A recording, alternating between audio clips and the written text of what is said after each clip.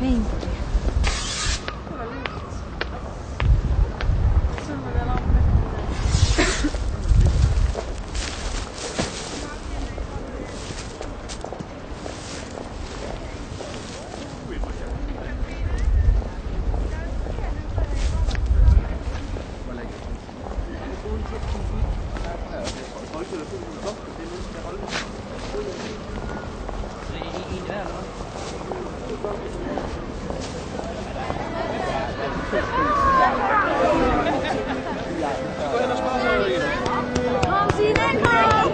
Og hvad man har på hjertet.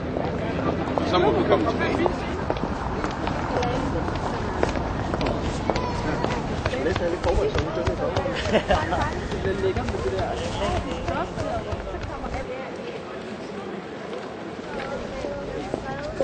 Må jeg låne en tus? Hvad har du skrevet på din? Jeg har skrevet friendship, altså venskab. Hvorfor har du skrevet det? Ja, jamen jeg tror, jeg har ligesom de fleste andre, at man har lyst til at ligesom blive anbragt i en situation, hvor man ikke rigtig kan gøre noget. Og her kan man da gøre lidt. Man kan da brænde et flag, om ikke andet. Men det handler vel både om at lægge det bag sig, men altså også i en eller anden forstand synes jeg også, at vi hver især skal tage ved lære af det. Så jeg har rejst meget, og jeg synes altid, at jeg er blevet rigtig godt modtaget stort set, hvorhen det har været i verden, når man er dansker. Også i muslimske lande. Og det håber jeg da virkelig på, at det kan fortsætte. Det er da min største bekymring, at man bliver uleset som dansker. Hvad har du skrevet på det? Jeg har skrevet gensidig forståelse, respekt og mere kærlighed og mindre vold. Hvorfor har du skrevet det? Ja, for det synes jeg, vi trænger til. Sådan som det er, så må vi jo nærme os hinanden, ikke? Og hvis man har respekt og kærlighed og prøver at forstå hinanden, så når vi langt. Hvordan kan vi få mere forståelse, tror du? Ja, det er jo ved at åbne op, altså åbne vores sind op og prøve på at forstå, hvorfor andre mennesker gør, som de gør, og ikke selv tro, at alt det, vi gør, er det rigtige. Så noget i den retning. Hvad tænkte I, da I kom ned og så det her store hjerte? Jeg tænkte, at hvis man planter et flag, så ville der sikkert være mere fred i verden. Hvad har du skrevet på din? Jeg har bare skrevet fred i verden. Og så fordi, hvis man bomber jorden, så vil det jo ikke være så godt, fordi så vil der ikke være noget liv på den alligevel. Så kan det jo være lidt lige meget. Når man skriver noget, så er det jo fordi, at man vil prøve at hjælpe, eller man vil prøve at forhindre noget. Hvis nu der var nogen, der for eksempel kom i krig, så vil man jo prøve at ændre det til noget andet. Det er ligesom, hvis man snakker med folk i stedet for ligesom at slå igen, så får man hurtigere løst problemet. Så derfor så har du skrevet fred i verden? Ja. Hvad har du skrevet på din? Jeg har skrevet med bomber. For jeg vil ikke have Danmark, det bliver bombet. Eller nogen andre lande.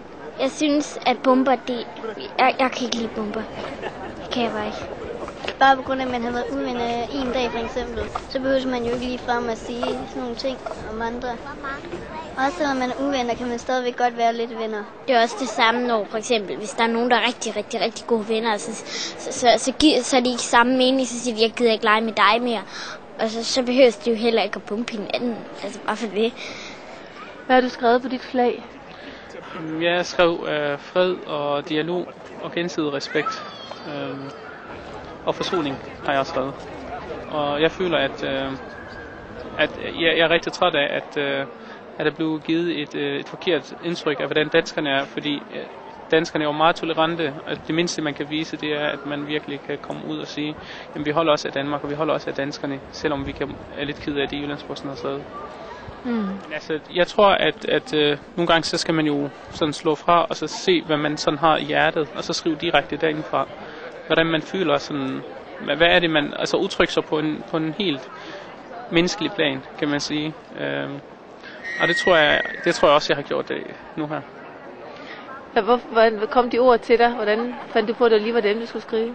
Jeg tror, at det er noget, som jeg går og tænker meget over her for tiden. Altså, det er jo frustrationer, men samtidig tænker man jo også, hvor vigtigt det er nu med forsoning, og hvor vigtigt det er med, at folk virkelig går hen og smiler til hinanden og klapper hinanden på skuldrene. For det har også vi alle sammen brug for lige nu for tiden. Og det er uanset om man er dansker eller ny dansker.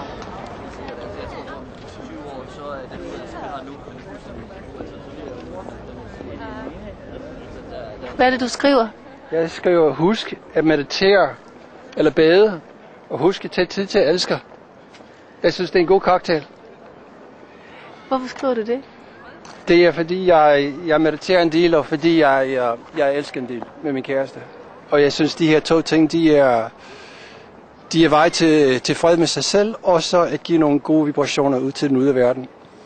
Og vi skal huske, at vi skal være åbne over for hinanden, og ikke egoistisk, når vi elsker. Og vi skal huske, at vi har kontakt med højere kræfter. Og det er ikke kun os mennesker og os enkeltmennesker. Vi skal trække på de gode energier i universet til at hjælpe os med vores problemer. Jeg kigger på alle de skilt, og de næsten alle sammen står om, at man skal have tolerance for hinanden. Og det er altså folkets stemme, og ikke mediernes stemme, det her. Det kan jeg godt lide.